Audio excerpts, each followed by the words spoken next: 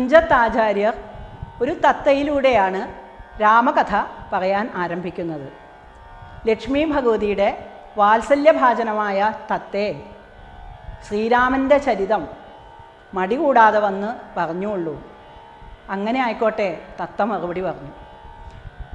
ശ്രീരാമദേവനും ജാനകീദേവിയും ഭാർഗവരാമൻ്റെ അഹങ്കാരം ശമിപ്പിച്ച് അയോധ്യയിലെത്തി കൊട്ടാരത്തിൽ എല്ലാവരോടുമൊപ്പം സുഖമായി വസിച്ചു.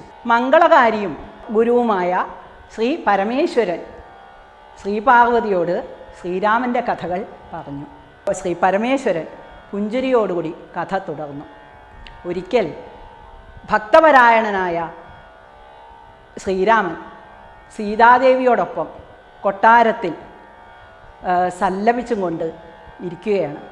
ആ സമയത്ത് സർവാഭരണഭൂഷിതനായിട്ടാണ് ഇരിക്കുന്നത്.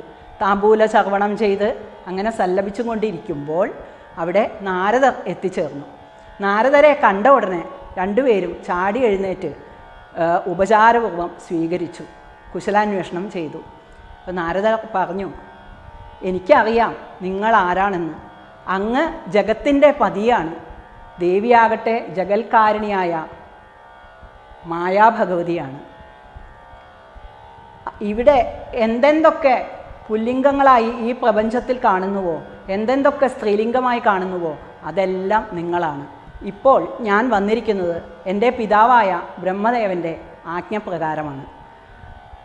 അങ്ങ് ദേവകളോട് ദേവന്മാരുടെ ഹിതാർത്ഥം ഈ ലോകത്തെ രക്ഷിക്കുന്നതിനായി രാക്ഷസ കുലത്തെ മുടിച്ച് രാവണനെ വധിക്കുമെന്ന് അരുളി ചെയ്തിട്ടുണ്ട്.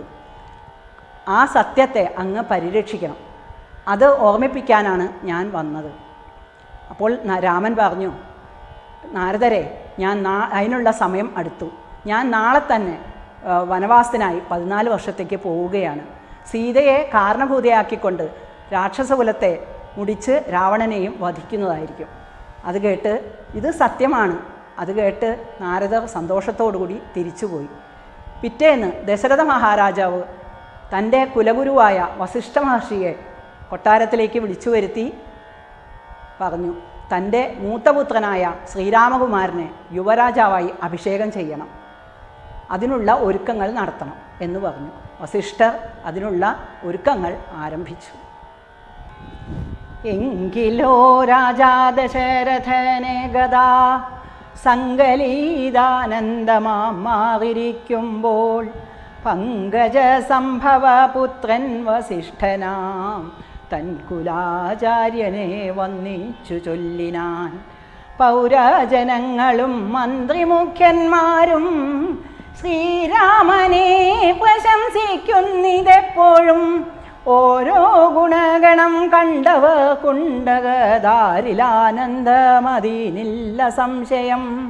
വൃദ്ധനായി വന്നിതു ഞാനുമൊട്ടാകയാൽ പുത്രരിൽ ജ്യേഷ്ഠനാം രാജകുമാരനെ പൃഥ്വി പരിപാലനാർത്ഥമഭിഷേകം എത്രയും വൈകാതെ ചെയ്യണമെന്നു ഞാൻ കൽപ്പിച്ചതിപ്പോഴതങ്ങനെയെങ്കിലത് ഉൾപ്പൂവിലോർത്തു നിയോഗിക്കയും വേണം. ഇപ്രജകൾക്കനുരാഗമവങ്കലുണ്ടെപ്പോഴുമേറ്റമതോർത്തു കണ്ടിലയോ. വന്നീല മാതുലനെ കാൺമതിന്നേറെ മുന്നമേ പോയ ഭരതശത്രുഘ്നന്മാർ വന്ന മുഹൂർത്തമടുത്ത ദിനം തന്നെ. പുണ്യമതീവ പുഷ്യം നല്ല നക്ഷത്രം